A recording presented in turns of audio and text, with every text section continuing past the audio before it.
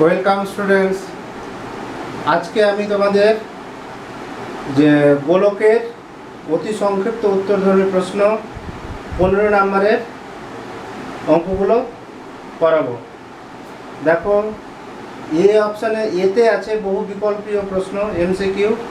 এই অঙ্কগুলো আজকে করব।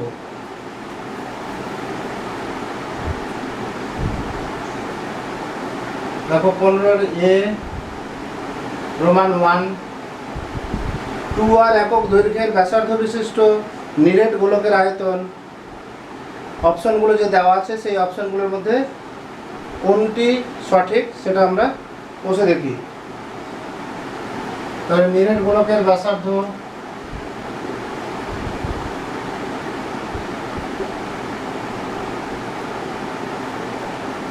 সমান 2r একক। তো সুতরাং নিরেট গোলকের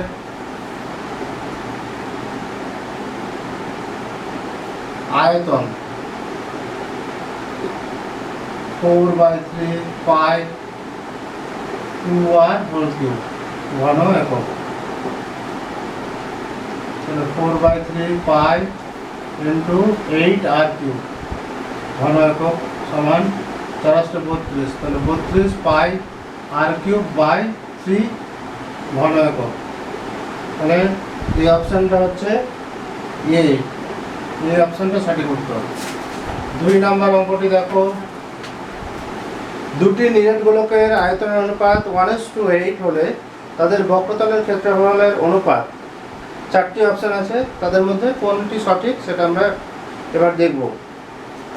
তো এই এমসিকিউগুলো তোমরা তোমাদের যে সঠিক উত্তরটি তোমাদের চুজ করলেই হবে, কিন্তু মাধ্যমিকের ক্ষেত্রে কিন্তু তোমাকে কষে দেখতে হবে কোনটা সঠিক। তাহলে এবার 2 নম্বরে দুটি নিরেট গোলক, তাহলে ধরি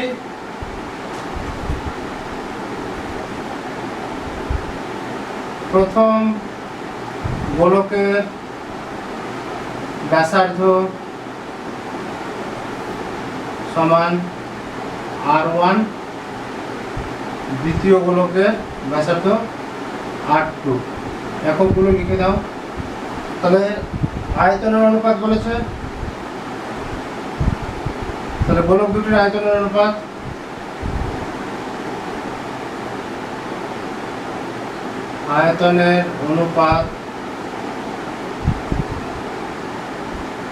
তাহলে কি হচ্ছে, আয়তন হচ্ছে 4/3 pi r cube pi r1 cube is to 4/3 pi r2 cube. তাহলে এখানে কি দাঁড়াচ্ছে, 4/3 পাই 4/3 পাই, তাহলে কি হচ্ছে r1/r2 হোল কিউব হচ্ছে। তাহলে এটার অনুপাত দেওয়া আছে শর্তানুসারে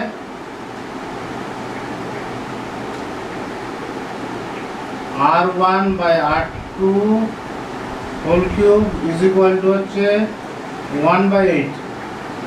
তাহলে বাদ দিয়ে r1/r2 তাহলে দাঁড়াচ্ছে কি কিউব রুট 1/8, তাহলে হচ্ছে 1/2। 8-এর ঘনমূল হচ্ছে 2। 8-এর ঘনমূল আশা করি সবার জানা আছে, 8কে ভাঙবে, তাহলে 2 গুণ 2 গুণ 2। তারপর ঘনমূলের ক্ষেত্রে 3টের বদলে নেওয়া হয় একটা, তাহলে 2, তাহলে 1-এর 2। আর এবার বক্রতলের ক্ষেত্রফলের অনুপাত, গোলক দুটির বক্রতলের ক্ষেত্রফলের অনুপাত, গোলক দুটির বক্রতলের ক্ষেত্রফলের অনুপাত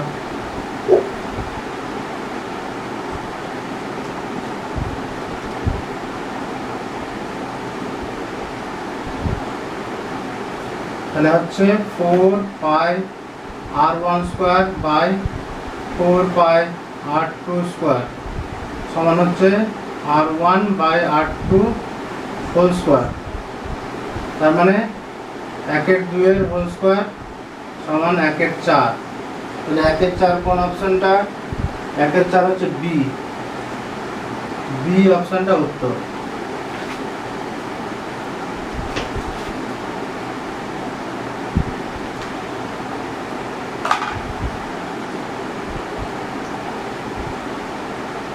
তারপর দেখি 3 নাম্বার, 7 সেন্টিমিটার দৈর্ঘ্যের ব্যাসার্ধ বিশিষ্ট একটি নিরেট অর্ধগোলকের সমগ্র তলের ক্ষেত্রফল।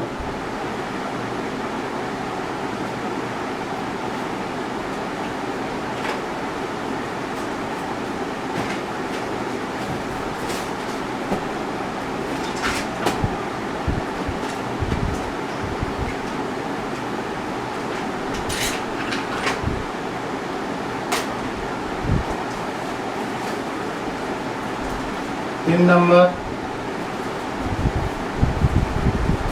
7 সেমি দৈর্ঘ্যের ব্যাসার্ধ বিশিষ্ট একটি নিরেট অর্ধগোলকের সমগ্র তলের ক্ষেত্রফল। তাহলে নিরেট অর্ধগোলকের সমগ্র তলের ক্ষেত্রফল আমাদের জানা,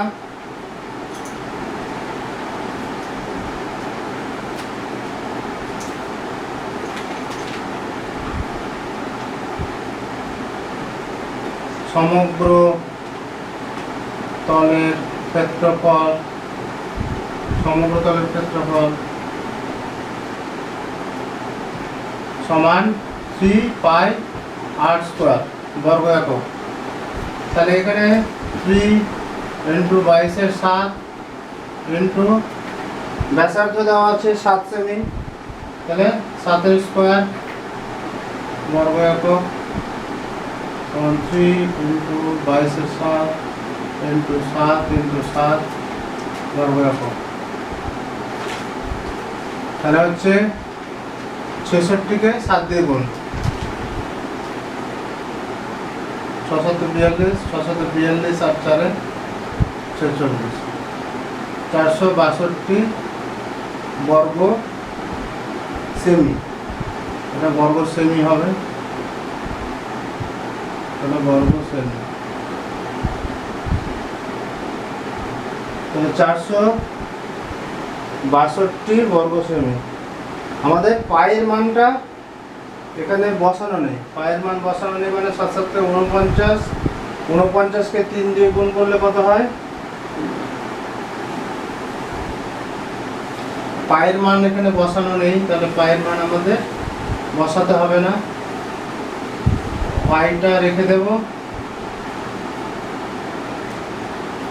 পাই ইন্টু 49, তাহলে 49কে 3 দিয়ে গুণ করলে 3 9 27, 3 4 12, 2 14, 147 পাই। তাহলে 147 পাই, যেটা সি অপশন, বর্গ সেমি 147 পাই, মানে সি অপশনটা উত্তর, সি উত্তর। পায়ের মান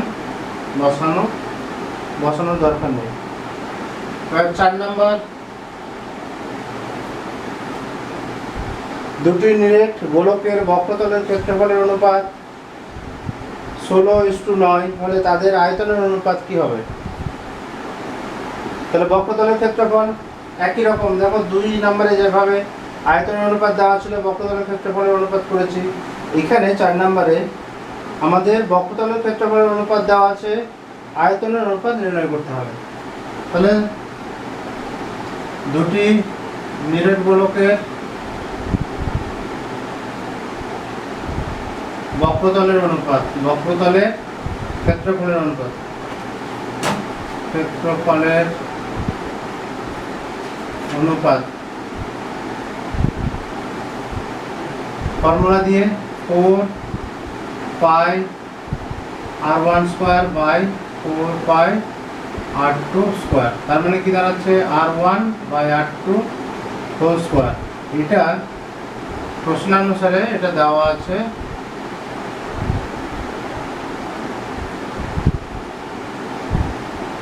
r1 by r2 whole square is equal to 16 by 9 দেওয়া আছে। তাহলে কি হচ্ছে?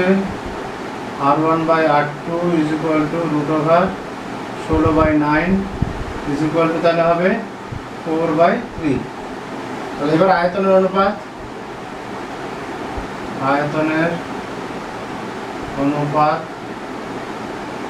সমান তাহলে হচ্ছে আমার r1 by r3, r1 by r2 whole cube হবে আয়তনের অনুপাতের, যে 4/3 পাই আর 4/3 পাই কেটে যাবে, তাহলে r1/r2 হোল কিউব, তাহলে 4/3 হোল কিউব সমান 64/27। তাহলে 64/27 কোনটা আছে? 64:27 এই অপশানটা, মানে 64:27 হবে অপশান এ উত্তর।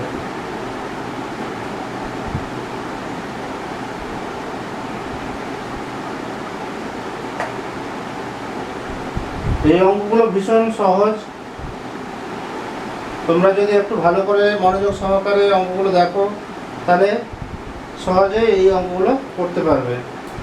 এবার 5 নম্বর অঙ্ক, একটি নিরেট গোলকের বক্রতলের ক্ষেত্রফল ও 3 গুণ আয়তনের সাংখ্যমান সমান হলে গোলকটির ব্যাসার্ধের দৈর্ঘ্য। তাহলে আমাদের একটা নিরেট গোলকের বক্রতলের ক্ষেত্রফল আর তার 3 গুণ আয়তনের সাংখ্যমান সমান। তাহলে বক্রতলের ক্ষেত্রফল কি? 4πr², আর আয়তনের সাংখ্যমান 4/3πr³। তো তার 3 গুণ বলছে, আয়তনের সাংখ্যমানের 3 গুণ, এই দুটো সমান। তাহলে এখানে 3 কেটে গেল। এখানে দেখো বোথ সাইডে 4π আছে, 4π কেটে যাবে, তাহলে এখানে r², এখানে r³। তাহলে দেখো তাহলে কি হচ্ছে, এদিকে একটা r থাকছে, এদিকে তাহলে 1, তাহলে r = 1 হয়ে গেল, r = 1। তাহলে গোলকটির ব্যাসার্ধ কত? গোলকটির ব্যাসার্ধ হচ্ছে 1 একক, তাহলে 1 দেখতে পাচ্ছি। তাহলে সুতরাং ব্যাসার্ধ সমান 1 একক, অপশন এ। আচ্ছা, আমাদের এমসিকিউ গুলো হয়ে গেল। এবার বিতে আছে যে নিচের বিবৃতিগুলি সত্য না মিথ্যা লিখি। একটি নিরেট গোলকের ব্যাসার্ধের দৈর্ঘ্য দ্বিগুণ করলে গোলকটির আয়তন দ্বিগুণ হবে। ব্যাসার্ধ যদি আমরা দ্বিগুণ করি তাহলে গোলকটির আয়তন দ্বিগুণ হবে। তাহলে ব্যাসার্ধ যদি r থাকে তাহলে আয়তন হচ্ছে 4/3πr³। আর যদি ব্যাসার্ধ দ্বিগুণ করে দেওয়া হয় তাহলে 2r যদি হয় তাহলে আয়তন হবে 4/3π2r হোল কিউব। তাহলে কত হচ্ছে? 2 × 8, তাহলে 8 সামনে নিয়ে নিলাম, ইনটু দিয়ে 4/3πr³। তাহলে কি দেখতে পাচ্ছি যে আগের যে আয়তন, এই যে আগের যে আয়তন, এই আগের আয়তনের 8 গুণ, তাহলে দ্বিগুণ বলছে, কিন্তু আমরা দেখতে পাচ্ছি 8 গুণ, তাহলে 8 ইনটু পূর্বের আয়তন। তাহলে কিন্তু এখানে বলা আছে দ্বিগুণ, তাহলে বিবৃতিটি, সুতরাং বিবৃতিটি মিথ্যা।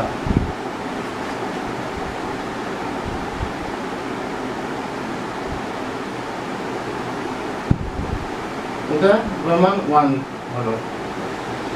এবার রোমান 2-তে বলা আছে দুটি অর্ধগোলকের বক্রতলের ক্ষেত্রফলের অনুপাত 4:9। দুটি অর্ধগোলকের বক্রতলের ক্ষেত্রফলের অনুপাত হচ্ছে 4:9। তাদের ব্যাসার্ধের দৈর্ঘ্যের অনুপাত কত? বলা আছে যে 2:3 হবে। তাহলে অর্ধগোলকের যে বক্রতলের ক্ষেত্রফল তাদের অনুপাত 4:9। তাহলে দুটো, তাহলে 2πr1² by 2πr2² = 4/9। তাহলে 2 কেটে যাচ্ছে, পাই কেটে যাচ্ছে, তাহলে সুতরাং r1/r2² = 4/9। তাহলে কত হচ্ছে? r1/r2 = √4/9, তার মানে 2/3 হচ্ছে।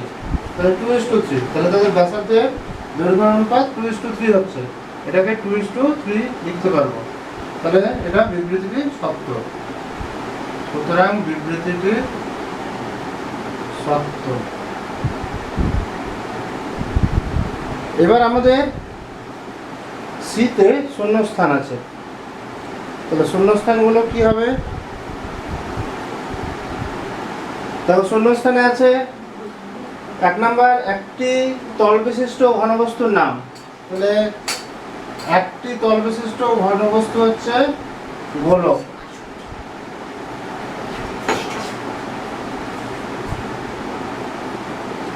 দুই নাম্বার একটি নিরেট অর্ধগোলকের সমতলের সংখ্যা। নিরেট অর্ধগোলকের সমতলের সংখ্যা একটি।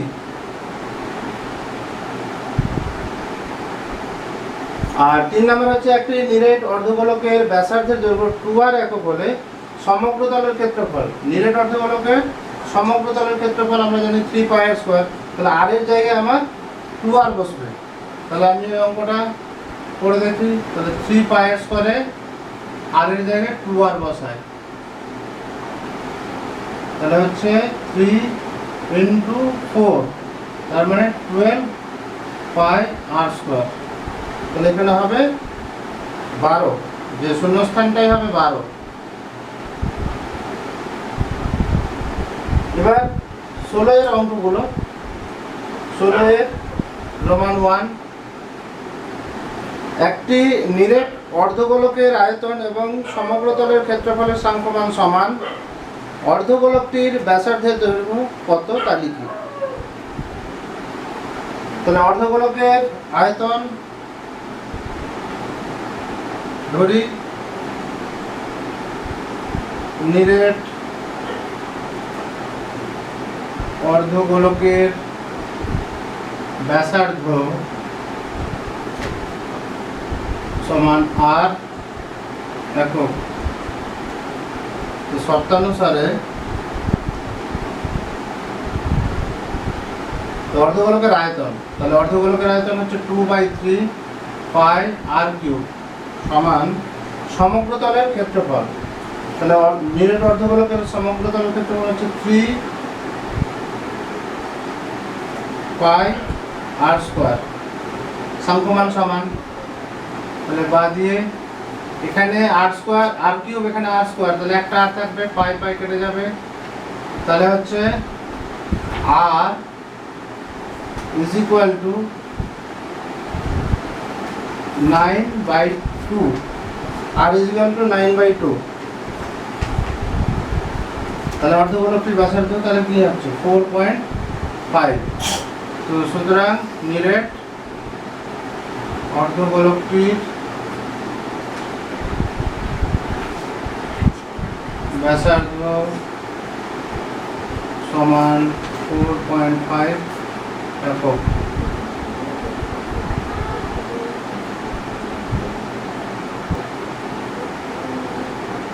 যদি তোমরা বুঝতে না পারো তাহলে আমাকে কমেন্ট বক্সে কমেন্ট করে জানাবে। আমি চেষ্টা করব পরবর্তী ভিডিওতে বুঝিয়ে দেওয়ার। এবার দেখো 16 এর 2। একটি নিরেট গোলকের বক্রতলের ক্ষেত্রফল একটি নিরেট লম্ববৃত্তাকার চোঙের বক্রতলের ক্ষেত্রফলের সমান। চোঙটির উচ্চতা এবং ব্যাসের দৈর্ঘ্য উভয়ই 12 সেমি। গোলকটির ব্যাসার্ধের দৈর্ঘ্য কত তা লিখি। তাহলে এখানে দেখতে পাচ্ছি যে নিরেট গোলকের বক্রতলের ক্ষেত্রফল হচ্ছে নিরেট লম্ববৃত্তাকার চোঙের বক্রতলের ক্ষেত্রফলের সমান। তো চোঙের বক্রতলের ক্ষেত্রফল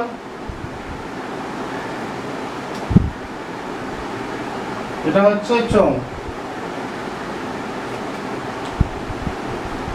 চোঙের বক্রতলের ক্ষেত্রফল, এটা ব্যাসার্ধ যদি হয়, এটা যদি উচ্চতা হয়, তাহলে বক্রতলের ক্ষেত্রফল 2πr/h। আর গোলকের বক্রতলের ক্ষেত্রফল 4πr²। তাহলে দুটো সমান। 16 এর 2। আর এখানে চোঙের ক্ষেত্রে উচ্চতা আর ব্যাস দুটোই 12। উচ্চতা, এই উচ্চতা আর এই ব্যাস দুটোই 12। তাহলে ব্যাস যদি 12 হয়, চোঙের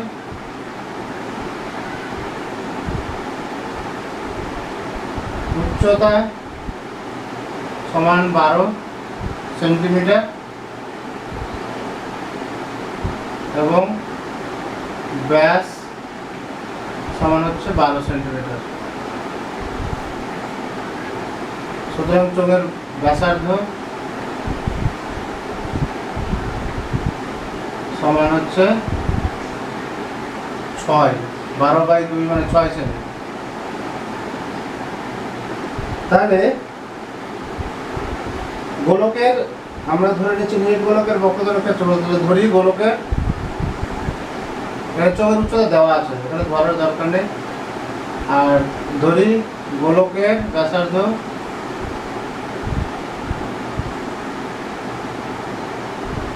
সমান হচ্ছে 8 সেমি। তাহলে আমাদের শর্তানুসারে বলা আছে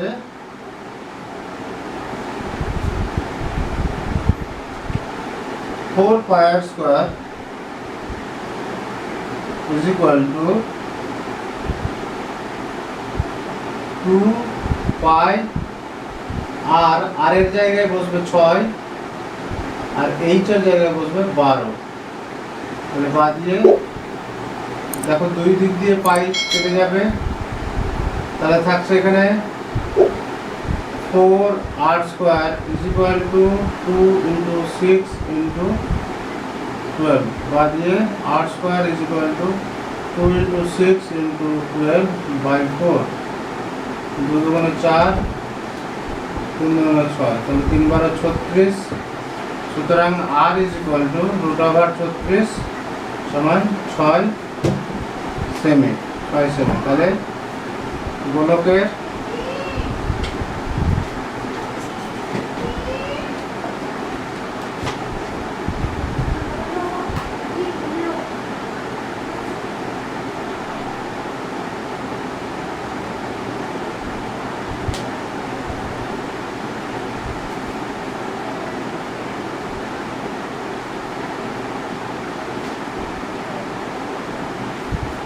तीन नंबर अंक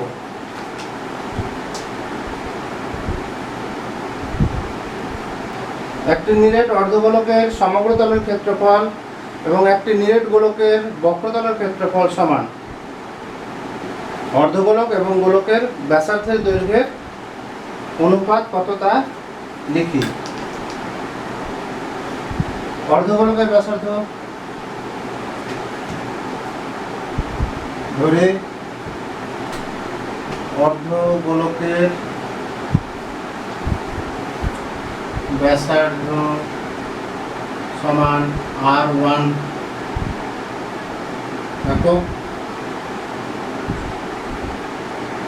আর গোলকের ব্যাসার্ধ সমান হচ্ছে r2 একক। তাহলে শর্তানুসারে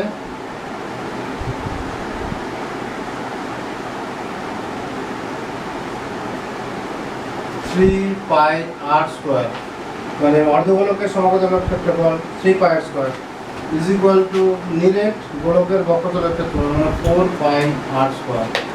তাহলে এখানে অর্ধগোলক r1 আছে, তাহলে r1 বসিয়ে দাও, আর এখানে গোলক আছে তাহলে এখানে r2। তাহলে বাদ দিয়ে দুই দিক থেকে পাই কেটে যাবে, তাহলে 3r1 square is equal to 4r2 square. বাদ দিয়ে r1 square by r2 square is equal to হচ্ছে 4/3। বাদ দিয়ে r1 by r2 is equal to √4/3 is equal to 2/√3।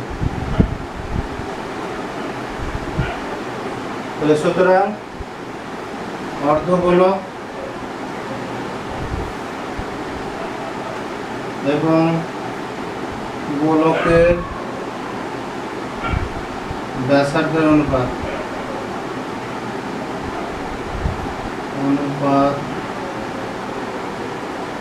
সমান 2:√3।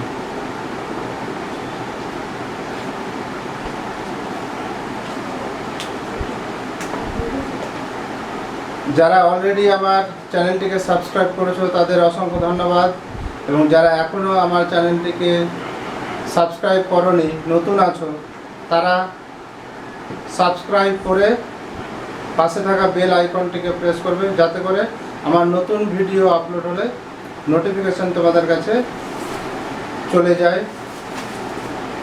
তারপরে দেখো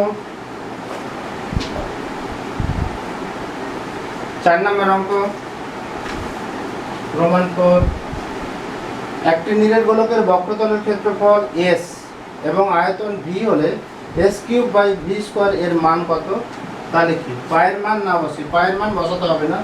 তাহলে নিরেট গোলকের বক্রতলের ক্ষেত্রফল, তাহলে s দেওয়া আছে, s = 4πr², আর আয়তন v তাহলে কি হচ্ছে 4/3πr³। তাহলে আমার এখানে দেওয়া আছে s³/v²। তাহলে s এর ভ্যালু হচ্ছে 4πr², এটা হোল কিউব হবে, আর v² মানে 4/3πr³, এটা হোল স্কয়ার। তাহলে উপরে 4 এর কিউব 64, পায়ের কিউব 8⁶ হবে, আর নিচে 4 × 16/9 পাই স্কয়ার আর 8⁶। তাহলে 8⁶ 8⁶ কেটে যাবে,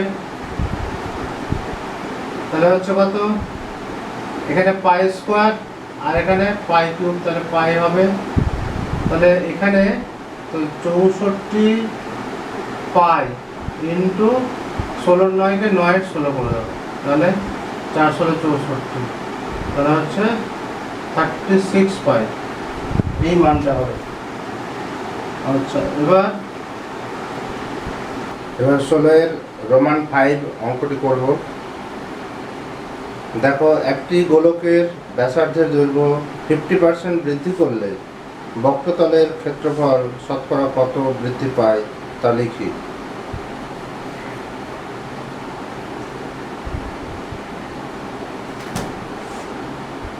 ঘড়ি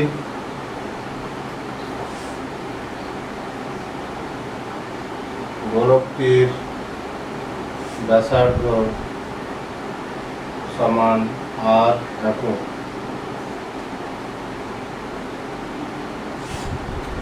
সুতরাং গোলকটির বক্রতলের ক্ষেত্রফল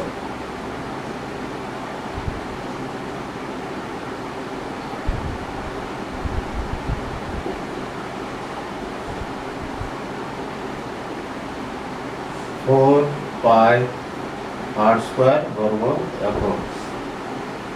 এবার গোলকটির ব্যাসার্ধ 50% বৃদ্ধি করা হলে গোলকটির ব্যাসার্ধ 50% বৃদ্ধি করলে নতুন গোলকটির ব্যাসার্ধ হবে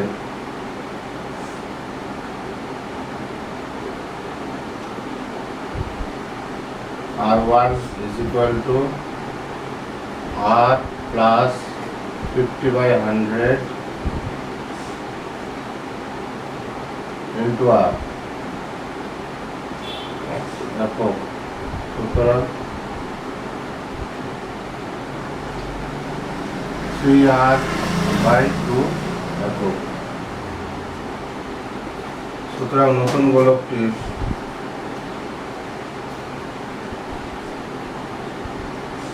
বক্রতলের ক্ষেত্রফল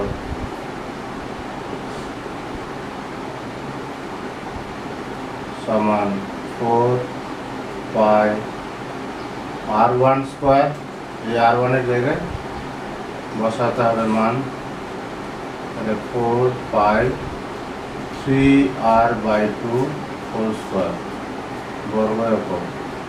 তাহলে কত হচ্ছে 4π9r²/4 বর্গ একক। 4 4 কেটে গেল, 9πr²। সুতরাং বক্রতলের ক্ষেত্রফল বৃদ্ধি, বক্রতলের ক্ষেত্রফল বৃদ্ধি সমান 9 pi r square minus 4 pi r square by 4 pi r square into 100%। তাহলে কত? উপরে 5 pi r square by 4 pi r square into 100%। তাহলে পাই আর স্কোয়ার কেটে গেল, 4 পঁচিশে 100, তার মানে হচ্ছে 125%। তাহলে বক্ষতলের ক্ষেত্রফল বৃদ্ধি হবে 125%। যদি আমার ভিডিওটি ভালো লেগে থাকে তাহলে চ্যানেলটিকে সাবস্ক্রাইব করো। আর থ্যাংক ইউ ফর ওয়াচিং। আবার দেখা হবে অন্য কোনো ভিডিওতে। তোমরা ভালো থেকো, সুস্থ থেকো।